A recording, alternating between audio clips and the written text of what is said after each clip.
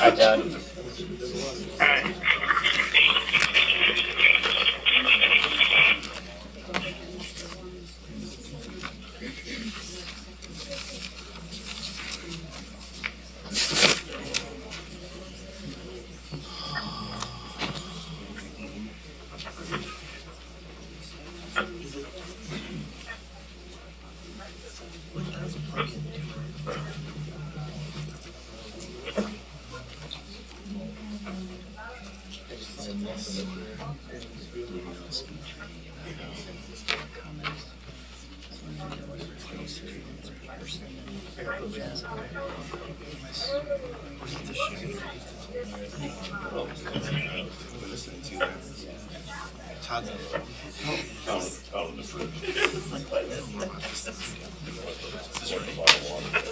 It's like a lot of caffeine is what it looks like.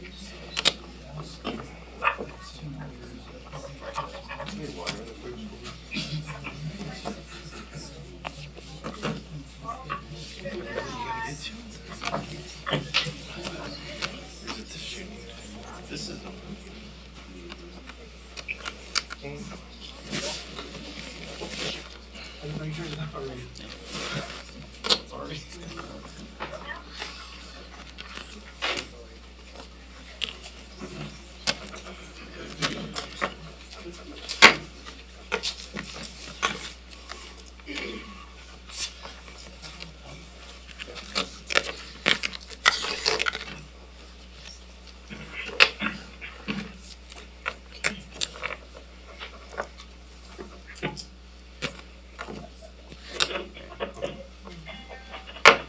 Call this meeting to order. Please stand for the Pledge of Allegiance.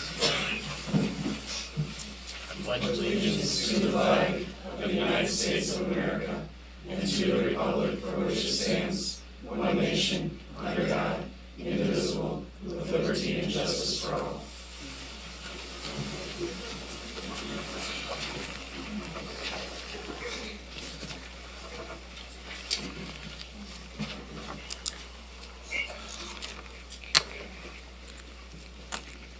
Could the clerk please call a roll of the council? Denny Bell. Here. Andrew Hamilton. Here. Chad Cohagen.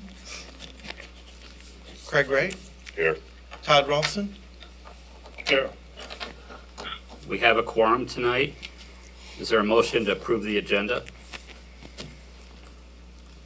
So moved. Second. Any discussion? All those in favor signify by saying aye. Aye. Aye. All those opposed signify by saying no. That motion carries. Is there a motion to approve the consent agenda? So moved.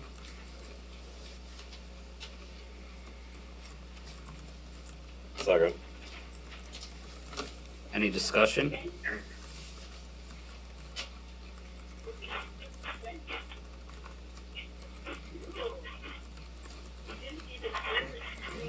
That'll be a roll call vote.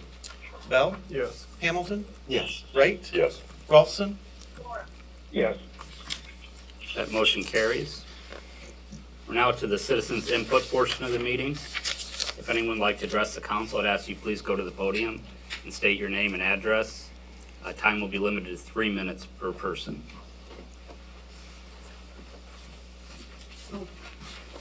Who's doing the timer? Are you the timer, or you want me to be the timer? My name's Brandy Westfall. I live on 435 3rd Street. In December 2015, my stepdad and our family's lives were changed after he was found unresponsive in his garage.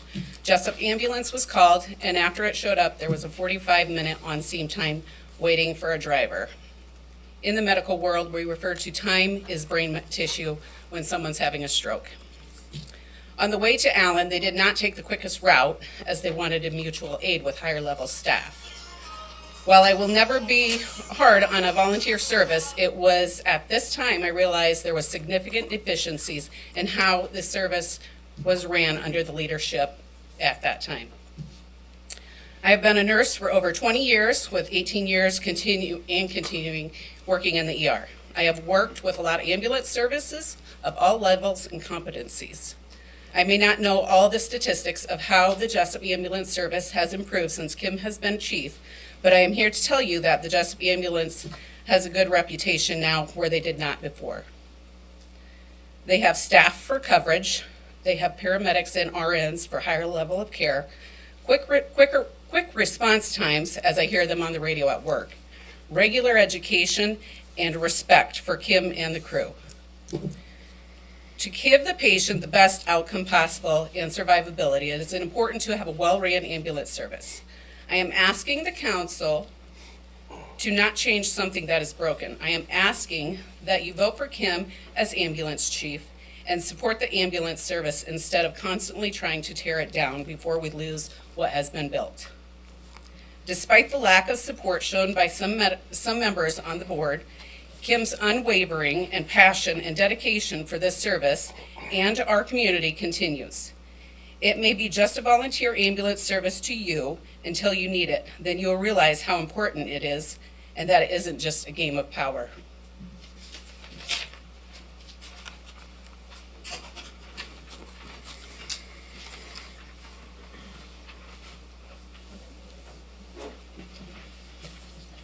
My name is Katie Baker. I live at 1725 Fiona Lane. I have a letter of recommendation for Kim Lingenfelter that I would like to read aloud. I wrote this in mid-January, and it was sent to all council members. I am the volunteer physician medical director for Jessup Ambulance Service. I have served in this role since 2021. I live in the community with my husband and children. The city council recently failed to reapprove Kim Lingenfelter as service director for Jessup Ambulance Service. Mrs. Lingenfelter has served as the service director for Jessup EMS for the past 3 consecutive years. She has fulfilled the duties of this role in an exemplary fashion. I am emphatically in support of her continued status as service director, as is the entirety of Jessup's EMS crew. In fact, less than a month ago, which was actually December, they unanimously voted she continue to serve in that capacity. I am unaware of any professional complaint or grievance to justify the recent inaction. Personal grudges should not bear weight in this matter. Kim keeps Jessup Ambulance Service running. I encourage the council to open this matter to a revote and affirm her role as service director for Jessup EMS. Thank you to the city council for continuing and to encourage our volunteers, both fire and EMS, to keep volunteering, and thank you for serving the Jessup community. Thank you.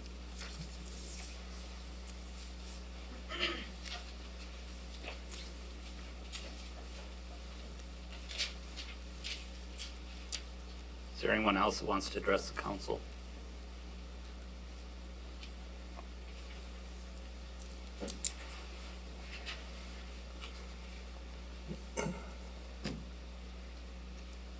Seeing no one, I'll close the citizens' input portion of this meeting.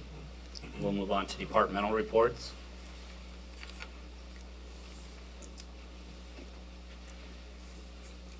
Any questions from the council? Our department heads have anything to add?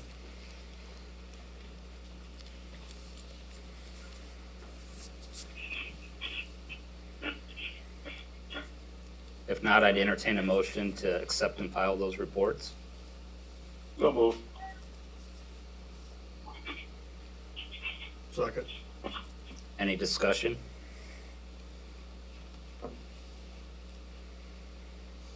All those in favor signify by saying aye. Aye. Aye. All those opposed signify by saying no. That motion carries. Then we'll move on to old business, appointment of ambulance chief. Dan wants to give a presentation on behalf of the ambulance crew. Fine.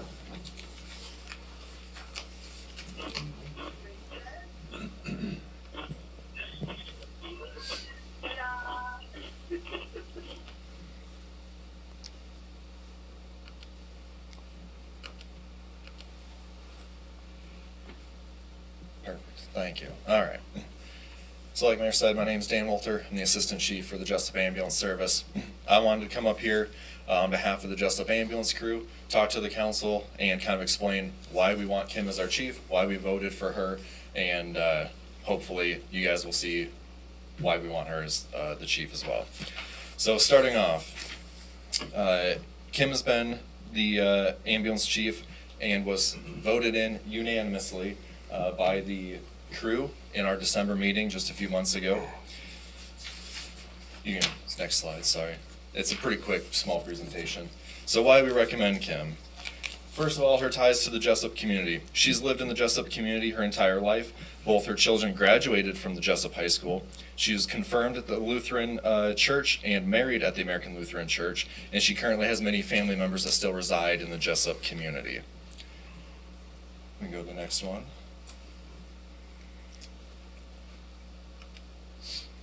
So for her EMS experience, starting obviously a long time ago, her father was an EMTI, which is an old scope of practice in Iowa. For Dunkerton, her husband's Waterloo Fire. She got her EMT 29 years ago in 1996, and she worked as an EMTI from 1997 to 2012. In 2012, the state of Iowa refigured how they do their scopes of practice, and so she went from an EMTI to an EMT. She's been a member of the Dunkerton Ambulance Service since 1996 for the last 29 years. She worked as a 911 dispatcher for a short time for Blackhawk County for 2 years. She's been a member of the Jessup Ambulance Service for the past 8 years. She currently works full-time as an EMT. During her time at Jessup, she's averaged 100 calls per year. That's not an even spread. That obviously some years are more than others. In this, she's gone on a total of 861 calls just with Jessup in her time here in those 8 years. That is actually 2 weeks old. I would say add 7 or 8 calls to that in the last 2 weeks that we've had that she's gone on. And so that's not including her time with Dunkerton or with AMR where she works full time. So she has significant EMS experience. Of the calls she's been on with Jessup, she's written the report on those 362 times, which if you're in EMS, you know that's a significant amount of reports that she's writing compared to calls she's going on. And she's been our ambulance chief for the past 3 years. Thank you. So administrative progress that we've made since she's been chief. We've formed an interview committee to help get members on, make sure that members are going to be proactive, they're going to fit in with our crew, and they're going to provide good quality care to the citizens of Jessup and the surrounding areas. We formed a bylaws committee. The bylaws committee was focused on revamping our bylaws. They were old, they were outdated, they needed a significant improvement, which we got accomplished through the ambulance service. It's now in the hands of the city. I believe they're just waiting for final approval, and hopefully we'll get that soon and get those approved. The ambulance supply committee, we took a hard look at where supplies are going, what supplies we're ordering, how much of each supply we're going, because Kim is very data driven, wants to know how much money we're spending, are we wasting any money, is there a place where we need more supplies? So we have an ambulance supply committee that can evaluate those, make recommendations to the crew as a whole to keep us up to date, up to standard. An orientation onboarding process for new members, same thing as the interview committee. We don't want just anyone off the street coming in and doing patient care. We want to make sure that they know what they're doing, that they have they have a good certification. They haven't, lost or been suspended from their certification for some reason. We want to make sure they know how to do their skills, that they can perform what needs to be done when it needs to be done. We have to verify that before they're just willy-nilly out on the road. We did not have that before. We had a very brief kind of, hey, here's the ambulance, have fun. But now it's very structured. There's documentation along with it. A CQI, continuous quality improvement process. This is a structure, one that's required by state law, but it goes to serve the community and help us be better. So all of our reports, if they meet certain criteria, they get reviewed by either me or by Katie, our medical director, to make sure that, one, the care we're providing meets the standard that the citizens expect of us and the state of Iowa expects of us, but also that we're documenting everything appropriately. So even if you said you did it on scene, if you didn't document it, that's an issue. So we go through those, we make sure that everything is up to standard with that process. Again, that was a very informal, not regulated process before this point. Skills maintenance logs, again, going back to documenting, making sure we have training and documentation to show that we know what we're doing, we're providing the best care we can for the citizens.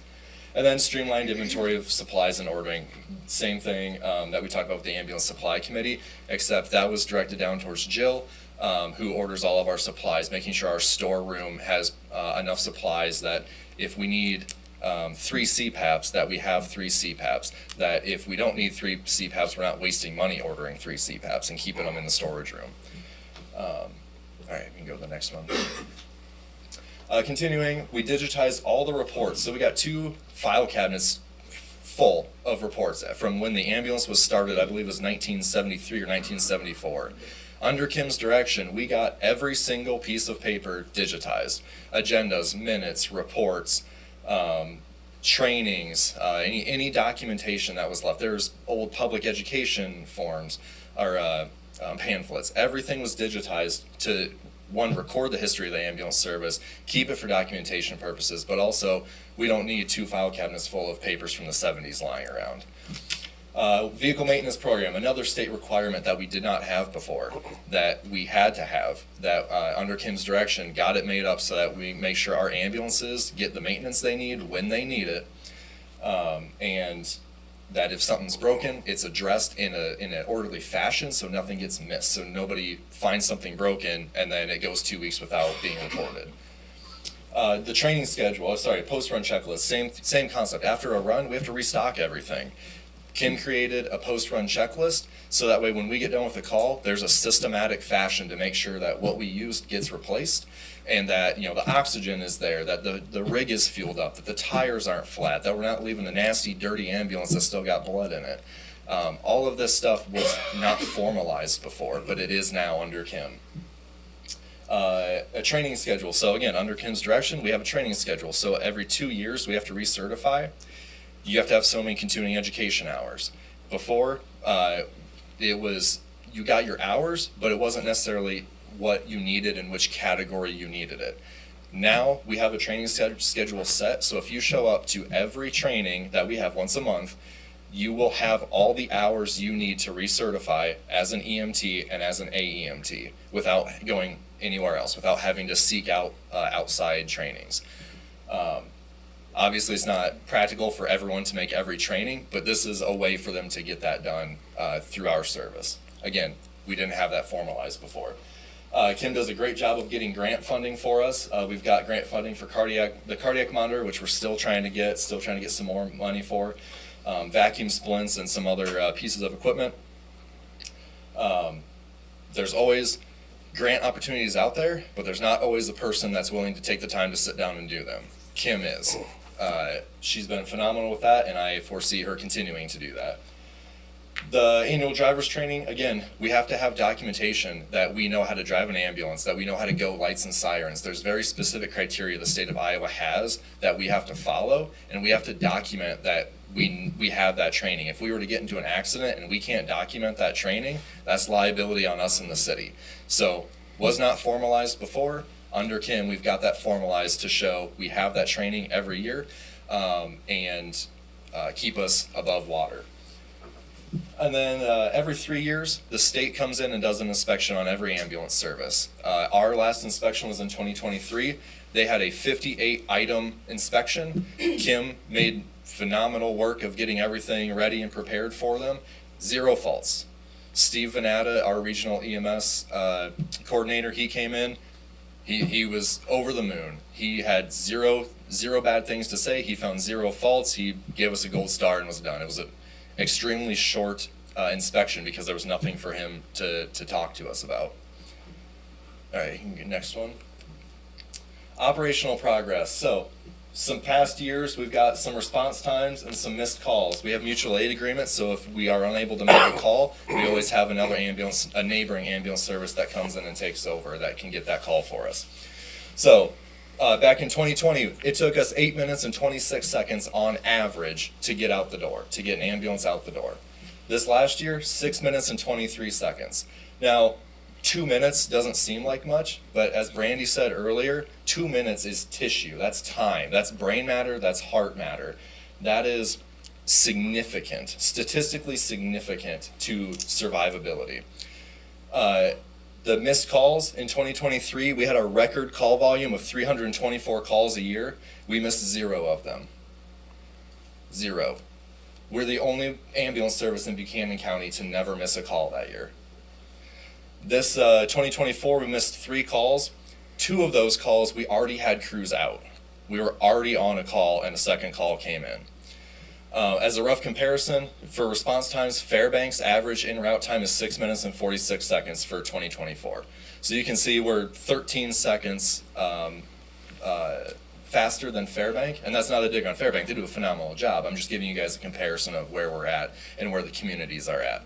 These numbers come straight out of the Buchanan County Dispatch Center. I encourage, if anyone questions these numbers or wants to know more, it's all data driven through the Buchanan County Sheriff's Office Dispatch Center.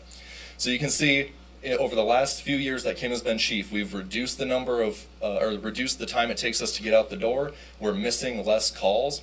And as you look down here, our number of ALS staff has increased. So we had 4 ALS providers. ALS is advanced life support. That's advanced EMTs and paramedics and nurse exempts. We had 4 of them before, 1 paramedic and 3 AEMTs. We currently have 8. Again, that's double. That is significant. That is a standard, higher standard of care for the citizens of Jessup. That is because of everything Kim has implemented and the cohesiveness that she has given this crew for people to want to be a member of this crew, to want to serve the community. Crew cohesiveness is a huge one. When I got on in 2019, I can honestly say I did not want to come to trainings. I did not want to run calls because it was a burden. With Kim, I don't feel that way anymore. The culture that Kim has set as a leader has drastically changed the ambulance service. I want to show up to trainings. I like every single member of our service because they like to show up to calls. It's fun for people. It's not fun to sit here in meetings like this, but it's fun to go on calls. It's fun to train. It's fun to get out and serve your community with a group of people who are like-minded that also find it fun. That's not a culture you find everywhere. That is very hard to find, actually. So I commend Kim for the culture that she's set, and I hope it continues.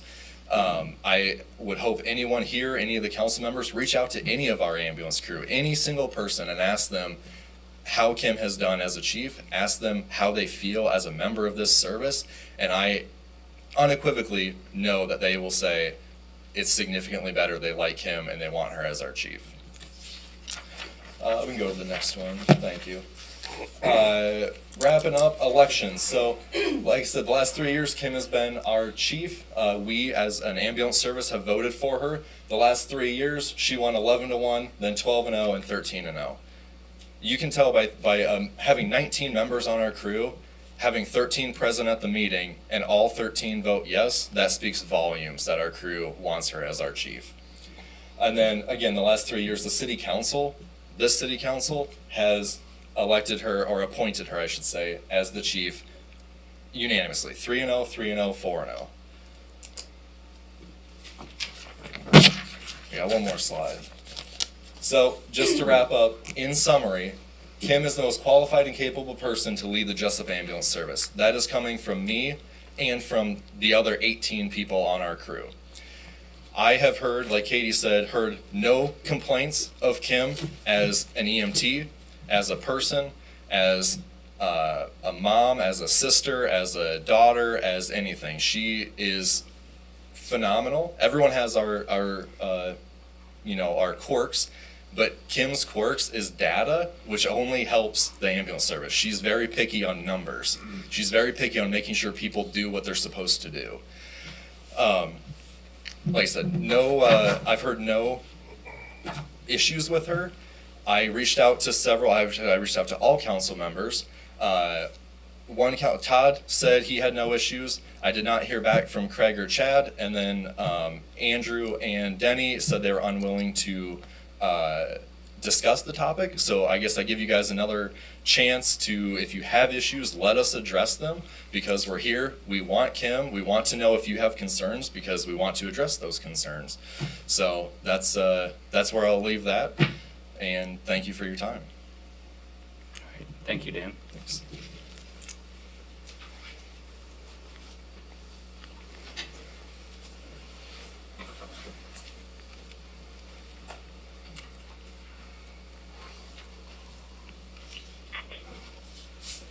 Did you still want to make that motion to appoint Kim, Todd? Yep. Is there a second to Todd's motion?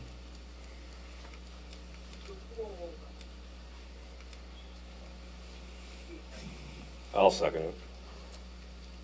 Is there any discussion amongst the council?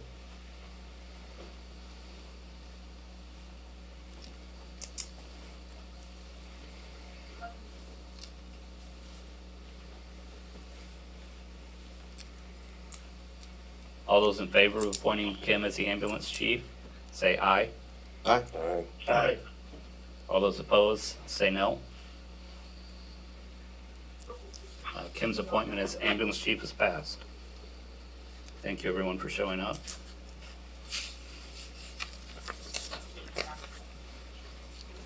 We'll move on to new business. We have accept the resignation of Councilmember Cohagen.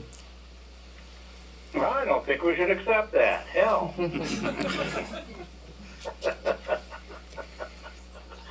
Even though I understand it.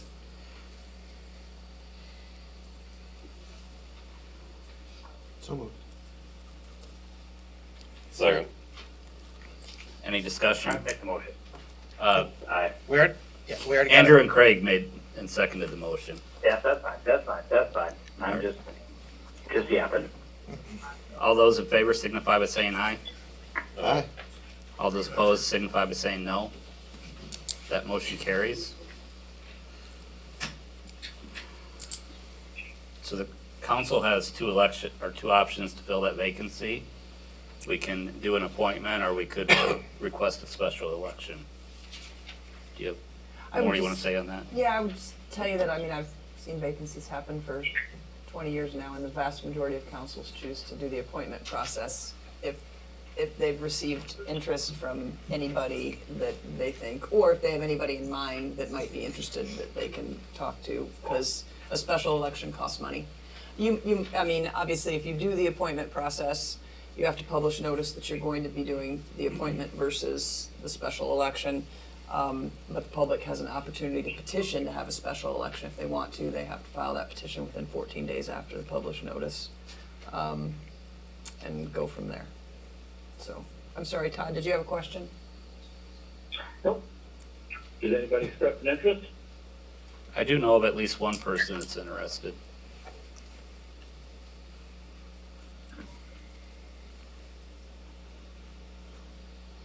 Anybody else? If you're going Everybody to, else is shaking their head no. yeah, if you're going to pursue with you make the appointment, then tonight it'd be as simple as making a motion to proceed under 372.13. Who are you talking to, Chris? I'm just talking in general to all of you. I'm Yeah, sorry, no. can you hear me, No. Todd? Okay. I want to know who volunteered. Cindy Gossi expressed interest in it. Excellent.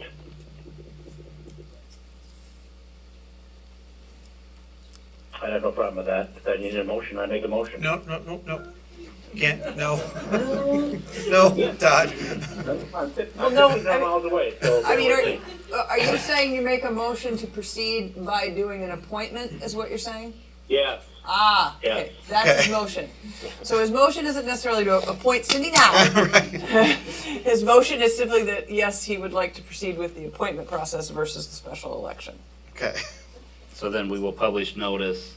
Well, first he needs a second, and that needs to Yep. pass, and then I'll give you the instructions on what you do, yeah. Okay. So is Sorry, there, guys. is there a second to Todd's motion to proceed with appointing a person to fill the vacancy? Second. Any discussion? There you go. That'll be a roll call vote. Rolfson, Yes. Hamilton, Yes. Bell, Yes. Wright. Yes. That Okay. motion passes. Okay, so Coley, we now have to publish notice under 362.3, and I will get that notice to you, and then it has to be timed such that you can't make the appointment to fill the vacancy until after the notice is published. So our next meeting would be March 3rd. March 3rd. March 3rd. So I would have to publish it this Saturday. Okay. It's gonna be, Which- can you make that? I mean, even if I get you the, I have a notice from the last time we did this. oh, so you've got it ready? Okay. It's just a basic, It's gotta state, that you intend to fill the vacancy by appointment, and it's gotta explain to the electors that they have a right to file a petition if they so choose. okay, I've got another one that I didn't print off that says that. Yeah, this one's not right. Okay, Yeah, I have this- another one. This one needs more glue. Okay, I have another one. So, yeah, if you wanna show me the other one you have, then I can tell you if that one follows through Yeah. 72. Yep. And, yeah, if you could get it on, and We would have till Wednesday to get it published. you'd have till Wednesday to get it for the Saturday paper. Okay. Yes. I don't know if anybody's here from the paper, but they might be able to track. it And from is that. there still, so if you publish Sorry. Saturday, is there still 14 days before your next council meeting? 4 and 20, isn't it? No. You have to wait, you can't make your appointment until 14 days after you've published the notice. So if it runs on Saturday, you can't make the appointment until at least 14 days after Saturday. Oh, then no. Okay. So you don't have to be in a big hurry then, and you'll just make the appointment. I mean, you can still run it on Saturday. You just can't make the appointment till your second meeting in March. Tracking? Okay. Okey-doke. So we're gonna go ahead and publish on Saturday then, Yeah, I mean, send me what you've for got. for the second meeting in March. Correct, Got it, yep. okay.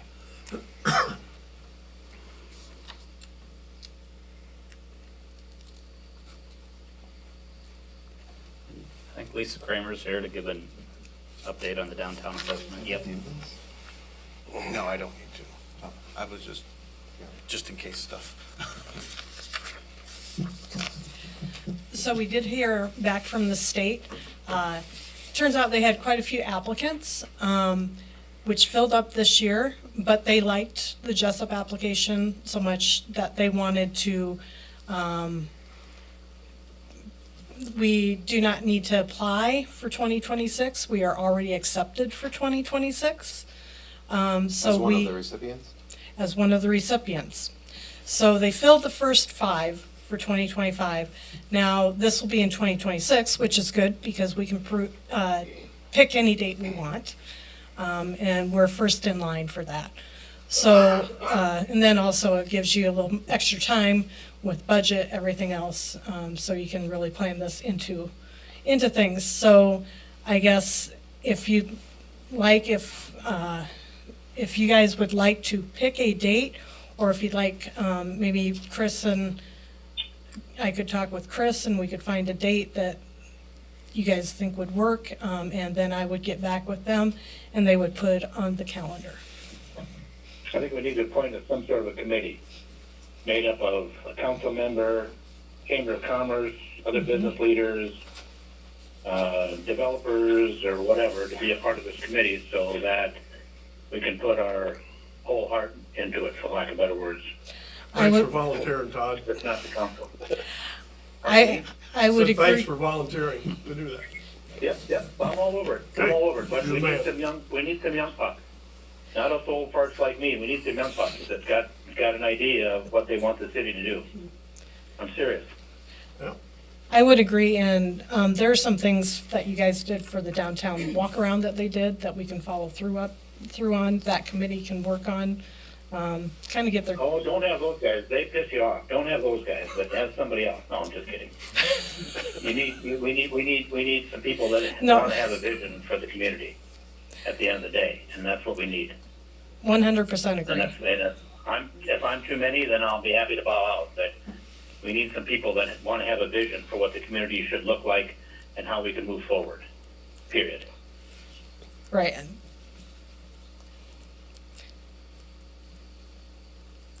So I guess it's. So make up a committee of some people. Like I said, the Chamber of Commerce needs to be involved. And I'm not, the Even Dozen Study Club, some various organizations. You can even grab the church folks. Just grab somebody from all facets of life so that we can get this thing together and do it right. So would you like me to, would the city like to do this on their own? Would you like me to work with you? I'd be more than happy to work with you on this. I think it's a great opportunity for Jessup. I guess I'm looking for direction from you. I think probably the first step would be to get this committee together, then we can look at dates, and I would like Lisa to be a part of it. She's worked Yeah, with the state for sure. on other projects. Absolutely. So I think between Lisa and I, we'll try and get a committee together, and then we'll bring that back to the council to approve that committee. I think we lost Todd. You hung up on us. Sorry, wrong button. Okay. Why don't you let Lisa and me take care of it? Unless you guys decide something else already, I'm sorry. Yeah, we basically said that. Okay. We got a 3-person committee now. I heard that. Okay.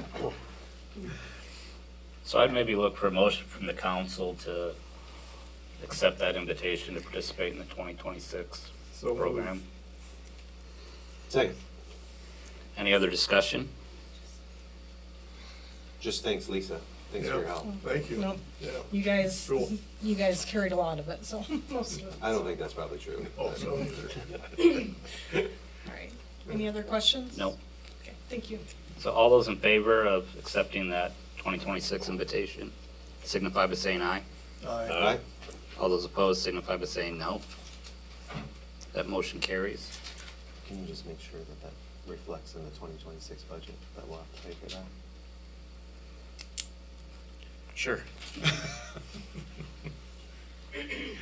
Then we have the DNR construction permit application. This is for the generator and air permit at the wastewater treatment plant.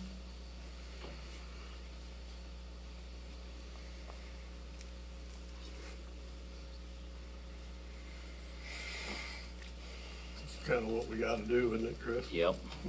Yeah. I'll make the motion. Is there a second? Second. Any discussion? That'll be a roll call vote. Hamilton, Yes. Bell, Yes. Rolfson, Yes. Right. Yes. That motion carries. Then on the Prospect and Hopkins Street, those are seal coat streets now. We're proposing to pave those in the new project with concrete. Typically in the past, the city's assessed a portion of that cost to the adjoining property owners. So I wanted to get some direction from the council as to maybe like a dollar amount that you think those assessments should be around. Each one will be a little bit different depending on like the lot size, but typically we don't assess the entire cost to the property owners. That would be very expensive. How much have we done in the past? Okay. Do that again, yeah. Do that again. We typically assess a portion of the new pavement to the adjoining property owners, which would be on Hopkins and Prospect for the first phase of this project. Since they didn't have a concrete street before, and now they will. So I was trying to get some direction from the council, if there's like a target amount we want the average assessment to be. Yeah. And then we can kind of work back that percentage from there. It's been What do you think about that? probably close to 25 years since we've done a large-scale street assessment like this. The last one that I know of was on Third Street between Douglas and Purdy. And we don't have a written policy in place. Douglas and Purdy.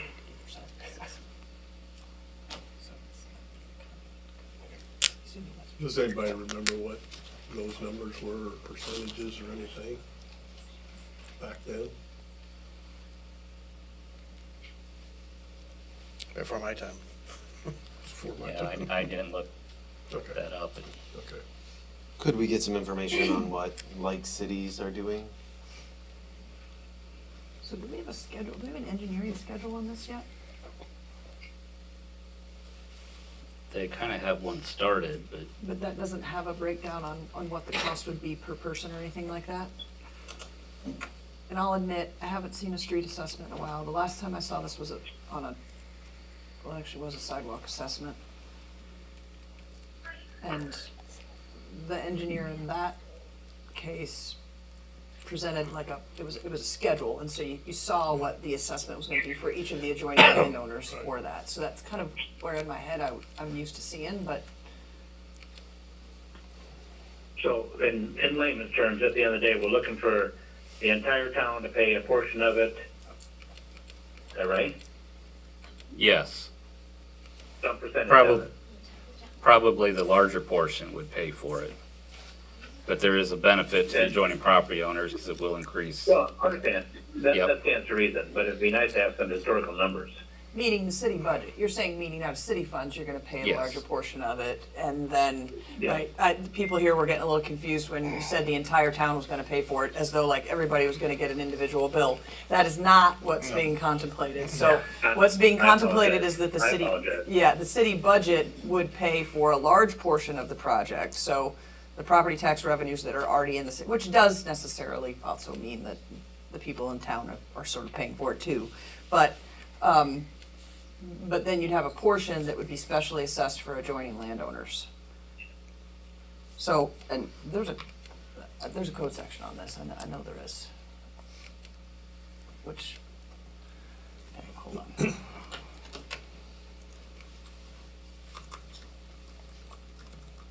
It'd be nice if we knew what historically we've done. I think what Jenny's getting to.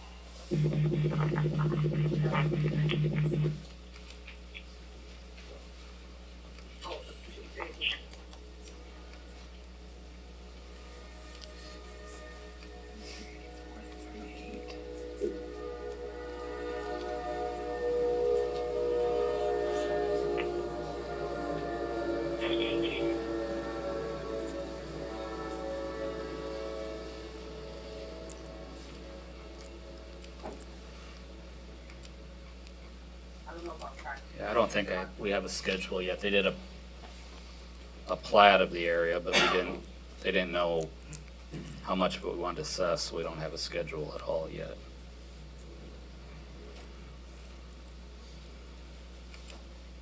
So who's the engineering firm we're working with on this? Fairgraham. Fairgraham, which I'm pretty certain is the one that I did with the sidewalk assessment before.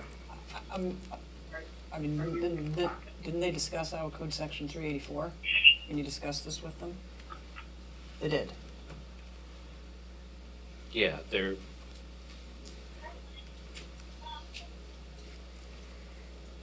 I mean, we could assess up to 100%, but typically that doesn't go very well because the whole city gets the benefit. Correct. So that was, Right. That was the question, I guess. Right, it's for just, I'm tonight. just looking right now, Anybody again, that I'm lives just, on this street? you know, I'm looking at 38442 to construct or repair a public improvement to be paid in whole or part by special assessments. The council shall proceed as follows: arrange for engineering services to prepare plats, schedules, estimate of costs, blah, blah, blah. So it's a detailed code section to do a special assessment. And the engineer does a lot of it. Yes. Yes. So have we started all of that and I've just missed that I'm in the process? Yeah, they have the plans almost completely done. This is like the last part we gotta get figured out.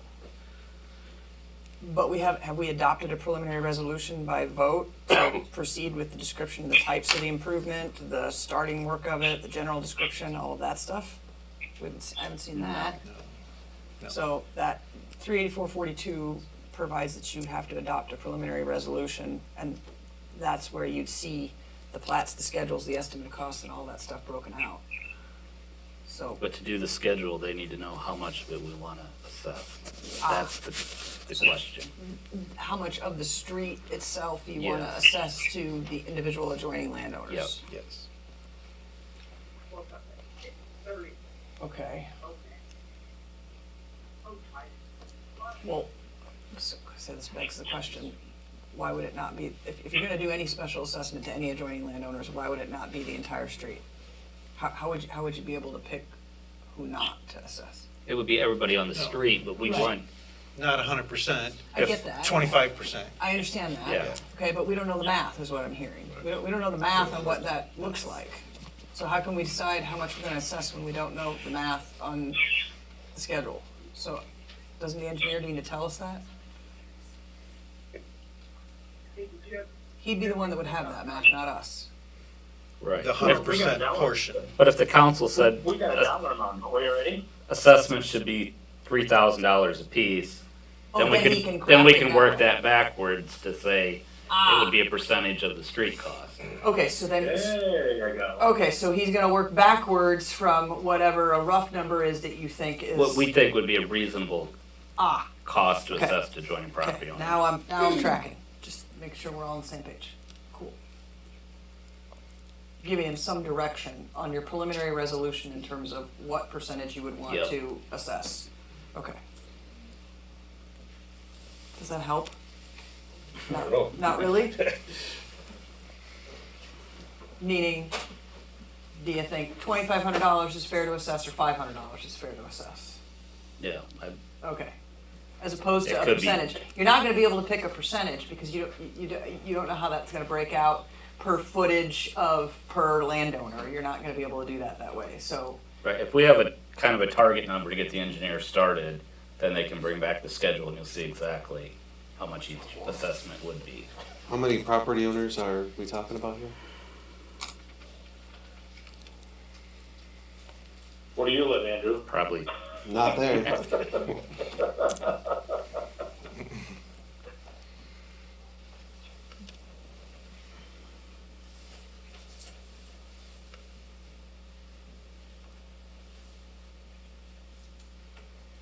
about 30, I think.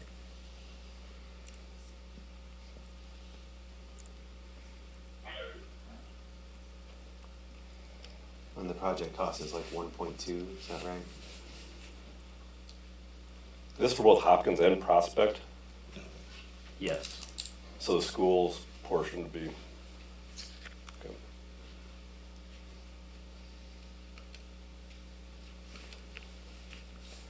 No, I believe this is like 2.6. 2 points. I think it's 2.6. That's 30 adjoining landowners?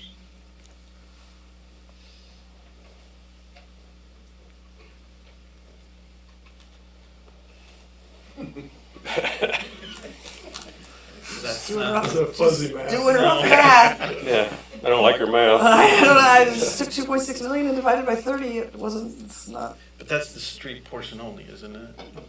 Yeah, that includes water and sewer. That includes which- water and sewer. Okay, so- And We've gutter never- and storm sewer so- and Okay, the so street what's the portion part for only the is street not, portion? yeah, that I don't know. Okay, I that's was what- you talking said the total. 2.6, so I just took your number I at was face talking, value. that's the total Okay, estimate, the last one I had seen. So you don't know what. Kinda glad the ambulance is all here for all this to help us when we have people pass out.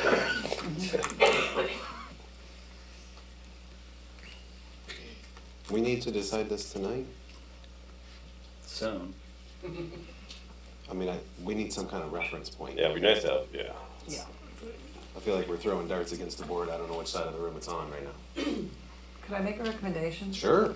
How about you have the engineer come to your next meeting and have him squeeze the math on what he's estimating at, and have him give you schedules of different what-ifs, hypotheticals. If the assessment was $3,000 per landowner, this is what that amounts to. If it was blah, they're the ones that are a lot more familiar with what they've seen on special assessments with streets and what people have done historically. Fairgram has done tons of special assessment work. Yeah. They get paid the big bucks to figure that out. So Todd's making a motion to request Fairgram come to our next council meeting. So moved. A second. All those in favor signify by saying aye. Aye. Alright. All those opposed signify by saying no. That motion carries, and we'll try and get Fairgram at the next meeting.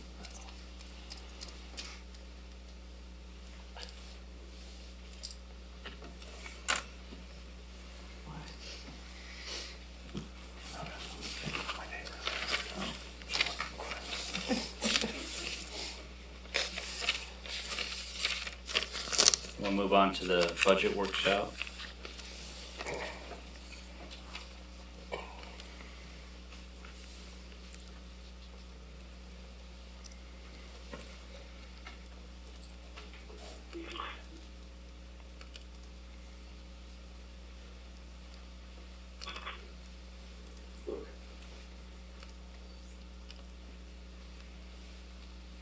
So Coley and I met, discussed this, talked to some of the department heads. One of the proposals we came up with was to not rehire a street superintendent at this time and fill some of that gap with the existing employees and hire seasonal people to help mow lawns and plow snow. That was gonna save about $40,000 and would also allow us to give a 6% pay increase to our existing employees and would still save $40,000. We could cut street lighting by $5,000. The library, they set their own budget, but the council can kind of give them a cap. We don't decide which line items, but I was looking at requesting the library to cut $10,000 from their budget. And the community rec program had reached out to us and wanted to increase that. That's been, I think, over 10 years, we've only been paying $10,000. So I want to raise that up to $15,000 this year. And looking at revenues, we thought we could realistically add $10,000 to the ambulance revenue. So that would put us, our expenses would still be $10,000 over the revenues. That includes the expense for the software upgrade, which is a one-time expense, so I would be okay with taking that out of our reserves. Right now we have, or at the end of last fiscal year, we had over 6 months of operating expenses in our reserves. The minimum required or recommended would is typically 3 months. We don't have a formal policy on it, but I think we're at a healthy reserve right now where we can take that one-time expense out of there. And then that would balance our general fund for the year. Plus 2,500. Yeah. Cut 2,500 somewhere else.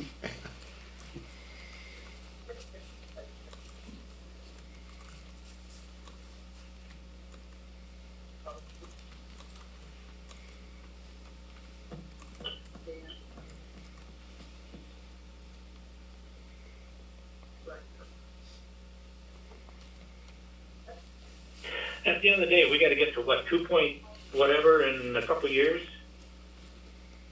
What is that number? The general fund levy will be down to $8.10. If that's where we're at this year, we cut about another 40,000 from our budget. So, and that's coming when? 3 more years. 2029. But there will be an offset to that because our valuations, usually go up every year. Yeah, we'll go on. So, Yep, I get that, so the one goes down, the one goes up. Hopefully it stays about the same. But if the valuation stayed exactly level, it equals about $40,000. Our valuations went up 2% this year, which equated to about 20,000 as an increase in our general fund revenues.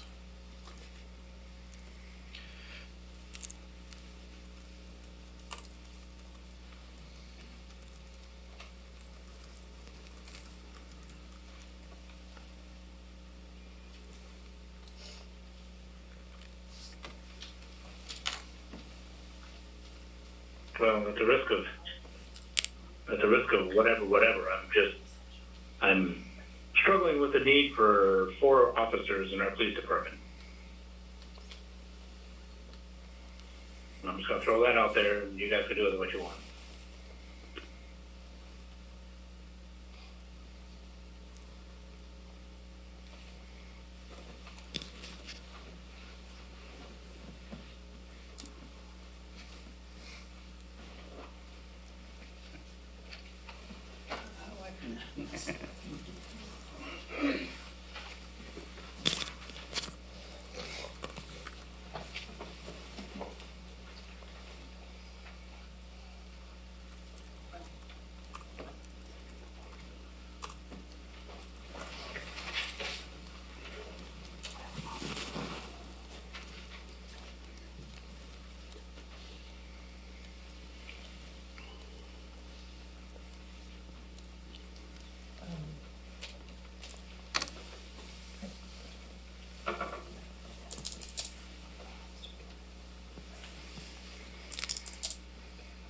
Yeah, I think I'll leave it out.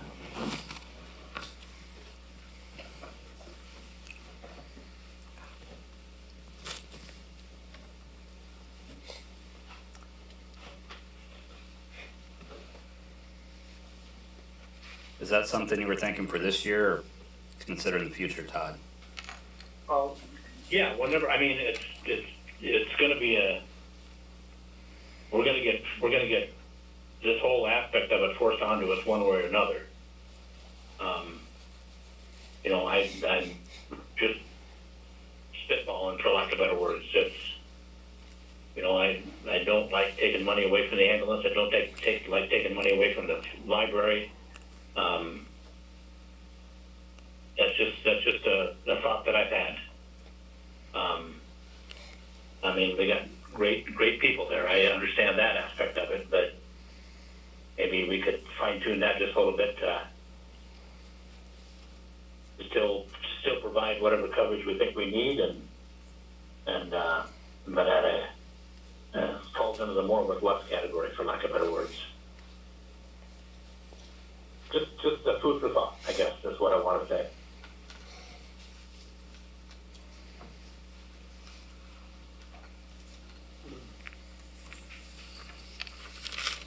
Any other thoughts from the council?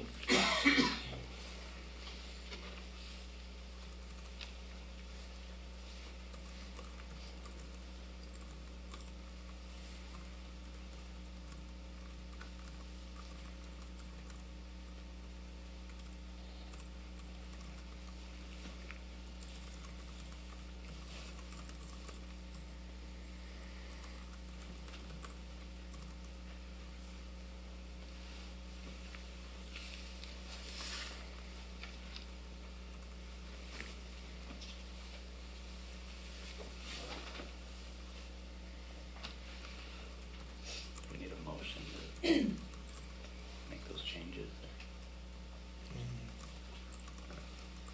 I don't think so. It's just a workshop. You'll approve the final budget and then include the changes.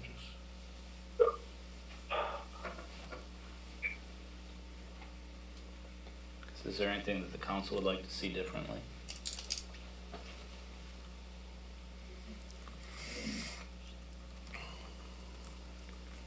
I don't know that we have much other choices at this point, I guess. Nobody likes Mike's I mean, motion. if you guys have balanced it, made it, then just run with it. I'm great with that too.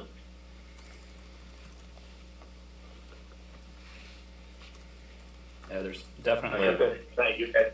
You guys got a better handle on it than, I'm not gonna speak for the other guys, but for me, I'll speak about it. You guys got a better handle on it than a peon like me, so if you got it figured out, run with it.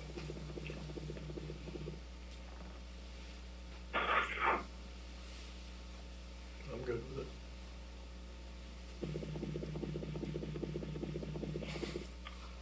I guess I would like some direction from the council to request that the library board decrease their portion of the budget by $10,000. If that's what you want to do. Explain that. Yeah, and have you discussed it with? No, we would have to ask them to cut the 10,000 and then they would bring back their recommendation to the council and how they would do that.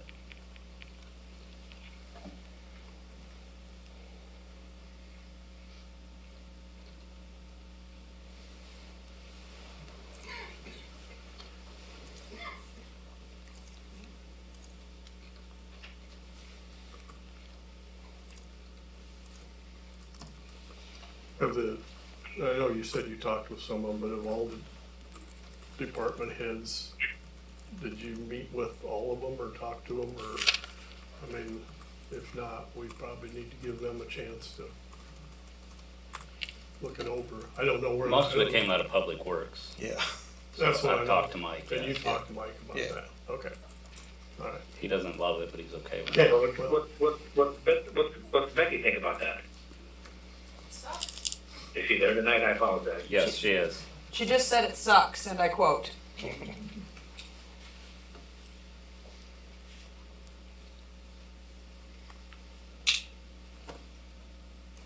When do we have to have this final approval done for this going? I have to get to the county before March 5th. Before March 5th? Yes.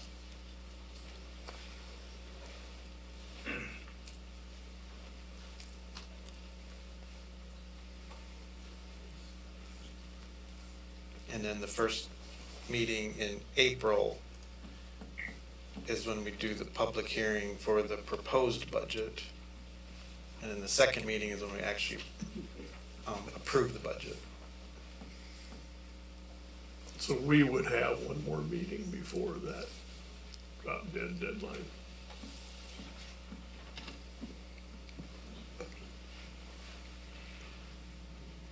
And in your numbers, Chris, you want to give everybody a 6% raise? Yes. Is that right? Yes.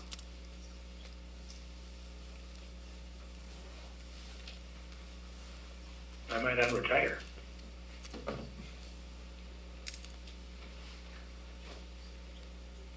I mean, I'm looking at the library budget. They do not have a lot of large line items. So if we have to cut 10,000 out of our budget, we'll have to cut hours, so the library will be open less hours. The budget last year was 138,000. This year it's 159,000. Yeah, because last year we took out the 25,000 for the levy, and I tried to put some of that back in so we can fill that line item, because we did spend 11,000 in that line item last year. If you go back the year before, you spent 141,000. 2 years ago was 145,000. So if you took 110,000 out of your budget, you'd still be at 149, more than you spent the last 2 years. Right, we also have to purchase mostly audiobooks and ebooks that are expensive, because more people are reading those. For an audiobook alone, it's almost $109 for one book. So we have, probably 65% of the people in this town read audiobooks or ebooks. So they're a lot more expensive than a paper book. And also, most libraries are not just purchasing books anymore, they're purchasing other items, because libraries, not everybody reads books anymore. So we have something called a library of things, and so we purchase things that other people can check out, as in snowshoes, or games, or puzzles, and that gets expensive. And so just like everybody else's prices, our costs, it's all going up. So to keep the library to keep it relevant, we can't just buy books. So we have to buy other stuff, which costs just as much or more. We've been able to staff our library so we don't just always have one person on staff. Because there are times when there's 5 people in line waiting to check out, and there's also someone that's looking for a book, there's kids that come in after school. So to have double staff has been helping the community. Our surveys for the past probably 5 years have said that our staff is what helps them come to the library and helps them get the things that they need. So if we have to cut hours, or if we have to cut staff, then we have one person. And that means one person would be me, probably, because I wouldn't be able to afford to pay the rest of the staff. Then, so phone calls, trying to help a kid trying to get a book that comes in after school, a computer problem when someone else comes in and needs something else. We can't have one person on staff the whole time. So there is justification for what's in the budget this year. Again, if you look at the insurance had to go up and there's a bunch of line items that we don't even have control over.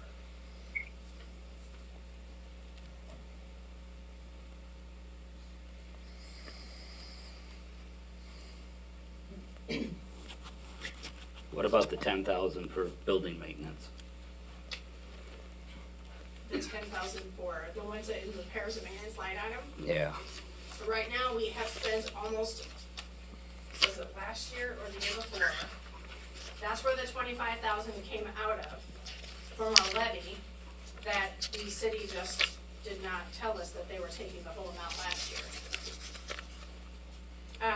And we have 11,000 in there, 10,000 in there, and I think the last year, or as of right now, we have spent almost all of it.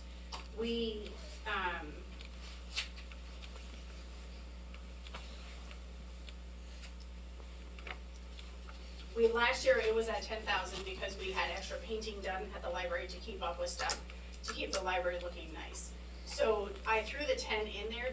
We don't need the whole 10, so we could give back some of that because we don't need to do a full-scale painting this year like we had to last year because of the repainting we had to do on the ceiling of the library.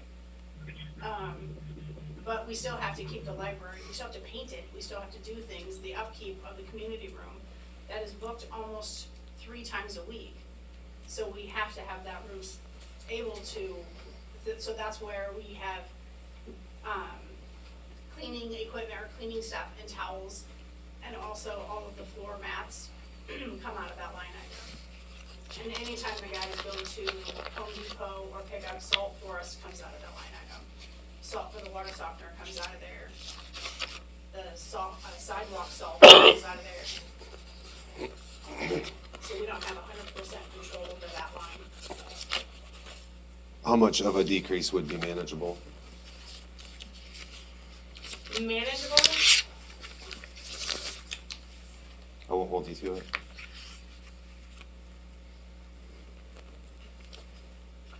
manageable as in we don't cut hours of the library, or that we can take the cut and just not buy as many items.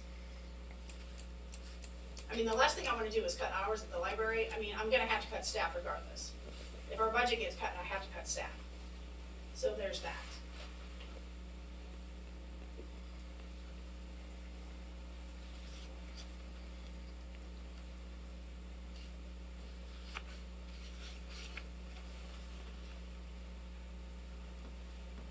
My 2 cents is, you guys want an eye opener, go visit the library about 3:30 every afternoon and see all those young pups in there. That place is inundated with kids after school to come in there and be a part of the library. I'm a big proponent of the library. I'll be the first to admit that. It's a wonderful, wonderful thing that we have in our community. To cut stuff out of that, I think is not correct at all.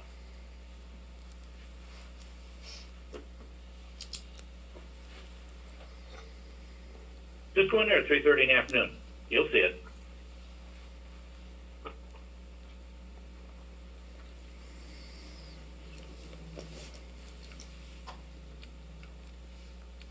I mean, I think like it or not, whether it's this year or 3 years down the road, everybody's going to take a cut somewhere sooner or later. Unless our valuations happen to stay above 3% each year, we're going to have to.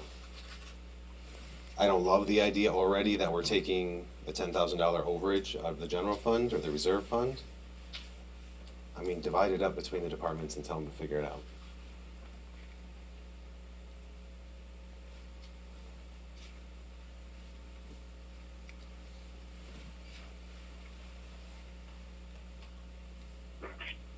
You're talking 20,000. I mean, if you're comfortable with the 10 and, you know, I'm one vote, so if the other 4 people up here are comfortable with the 10, this is a process that's not going to get any better for a number of years.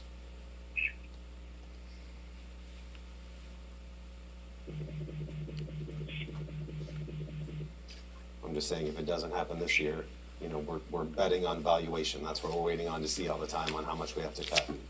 My theory would be to get ahead of it now.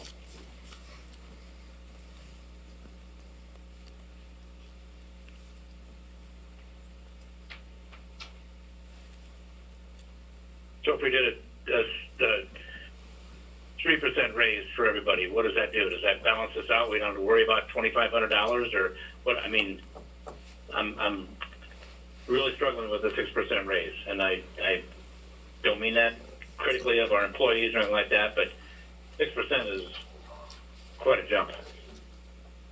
6% of what, though? We've been below average for the last 4 years on what everybody else has been getting, because we had the union contract. Well, the union contract is a union contract. It's negotiated. Who says it's low? Who says it's high? I'm just going by what I see in other cities. We've fallen behind. And we lost 2 good employees in the last 6 months to better paying jobs. I think we're behind. We tried to do a good thing with doing the extended.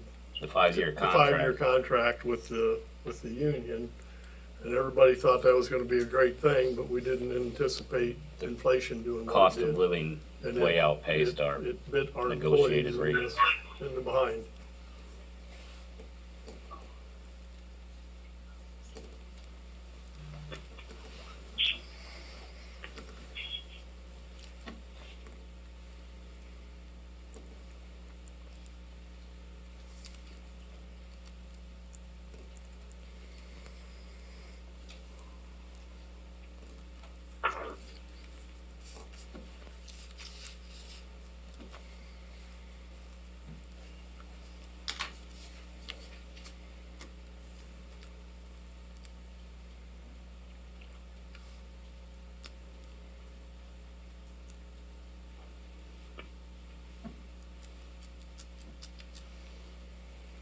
If you want to cut another 10,000, you really only have police and city hall to work with.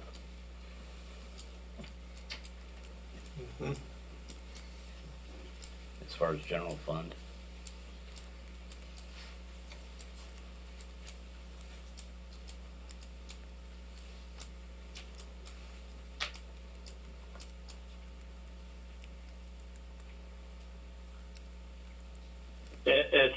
It's interesting that, you know, when you get older or whatever, and this and that sort of thing, but it was pointed out that at one point in time we had 5 bars and 1 cop. Now we got 1 bar and 5 cops.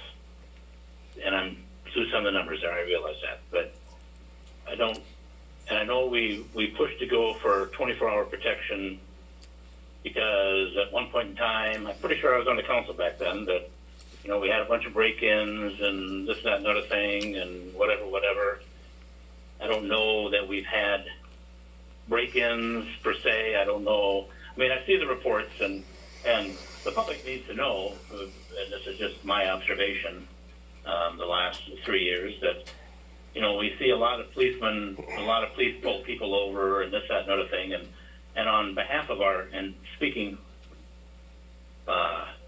positively about all that, you know, if, and I use the analogy when I explain it to people, that if they pull 10 people over, if you see their lights going on with 10 people, there's probably, and I'm not doing trade secrets here or whatever, but they actually give a ticket, you know, maybe 20-25% of the time. Otherwise, it's a warning or something less than what you think it is, for lack of better words, which is great. I'm not complaining about that.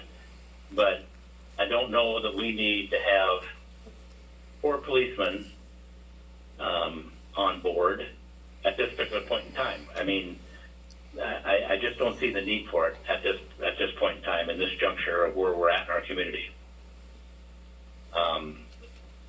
To me, that would be an easy fix, and I'm not belittling anybody in their position, whoever that position may be, but it's just, we're talking 500 here and 10,000 here and 2,200 here and this, that, and other thing. Let's fix it and be done with it,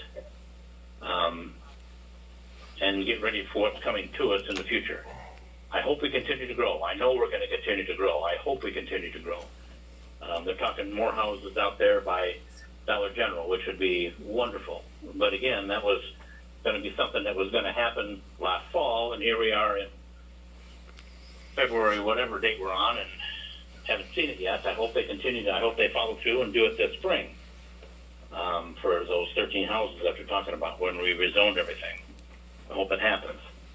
I just don't know that we need the type of coverage that we presently have. And to fix it and lead us into the future, this would be one way to do it. There's a reason our numbers are low, and that's because we have visibility. That's not moving into the future, in my opinion, but I appreciate that. How would you propose to cover that time when we don't have an officer on duty then? I like I'm going to know. I don't have a clue. I don't make up that department. I mean, how many part-time officers do we have? I mean, and this is not a discussion that needs to happen right now. If you want to have that discussion, we'll have it in a committee meeting or something like that. I'm just bringing up the fact that let's look at it. I know absolutely nothing about how that schedule is made, so I'm not going to even, outside of that statement, I'm not going to say a word. You tell Becky she's got to cut 10 grand. You tell the chief that he's got to cut 10 grand and see what he does. It's the same thing, apples to apples. I don't know anything about either one of them. So you can't ask me that question and expect a good answer.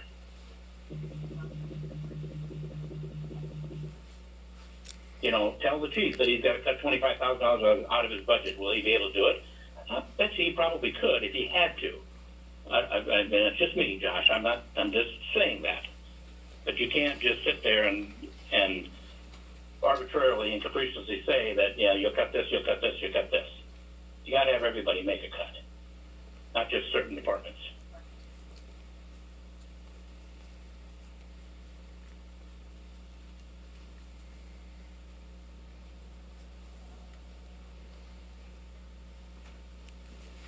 That's up to the council.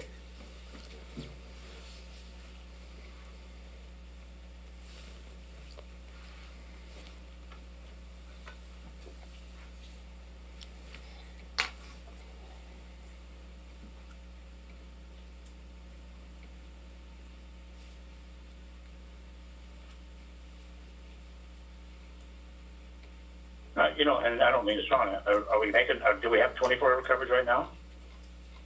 no. I mean, with call time. With call time, yeah. Nobody else comes in and handles any of our time, no.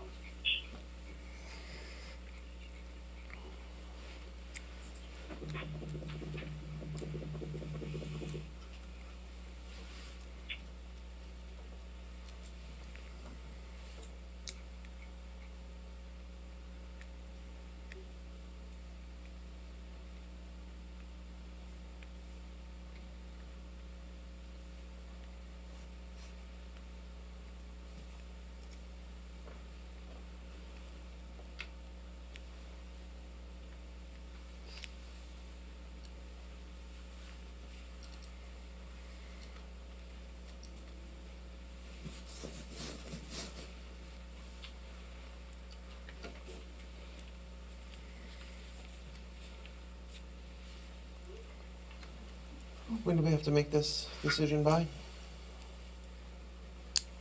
March? 5th-ish, something like that.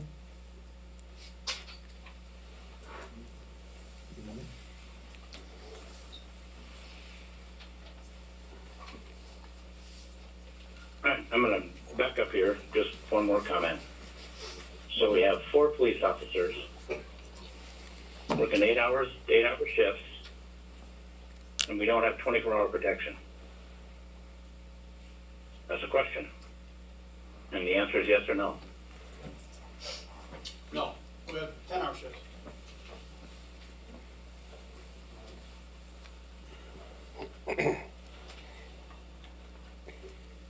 But there is somebody from the Jessup Police Department that is either on duty or on call 24/7. Correct. Yeah.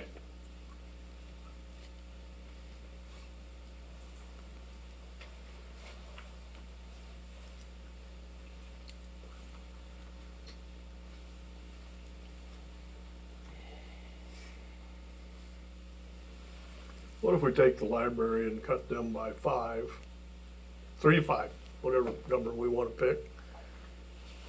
Take the rest of that money and split it up by percentage with all the other departments, and then let the department heads figure out where they wanna cut their budget, that percentage. Whether it's 2%, whatever that number is. Which departments? Street department, the city. Even though we're already cutting Huh? Yep. street worker, Everybody saving else. 40,000. What's that? We're already cutting 40,000 from the streets by eliminating an Yeah. employee. Well, So you want to add or to let- that? Let Mike decide if he wants to take it out of streets or what department he wants to take it out of.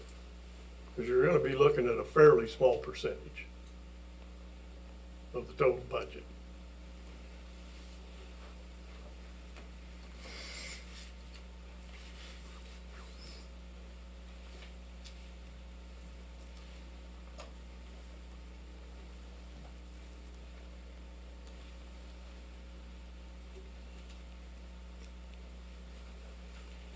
That's for the 5,000 or 15,000 to get completely I would balanced? say the 5. I don't think it's gonna hurt us to take the 10 out of our reserve, because like you said, we're set there. We could probably take the whole 15, I'd rather not. And just see, maybe we don't get the grass mowed in the park 1 or 2 less times this summer. I don't know. Do you want to make that a motion? Yeah, I will. Let's say we change the library budget to a $5,000 cut instead of 10, and that all other departments are cut by whatever the percentage is of the $5,000. Okay. And the department heads will decide what line item they want to take it out of, That's the remaining other 5,000. the remaining 5,000. Yep. Is there a second to Denny's motion?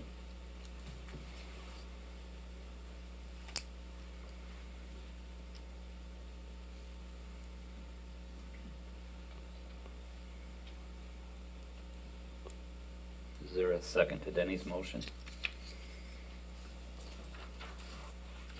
Let me just think about it for a minute.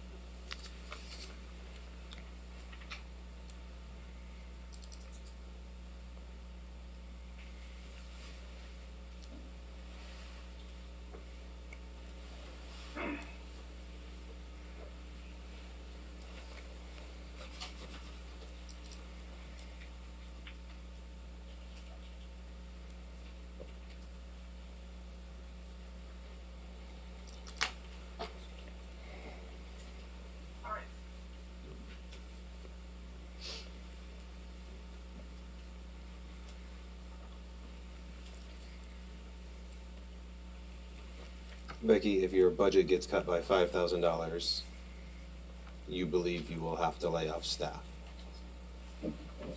5,000.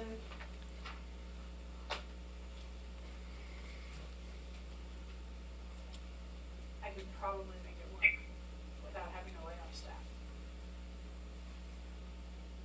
Or cut library hours. If you need help raising the money, give me a call. Second. Any discussion?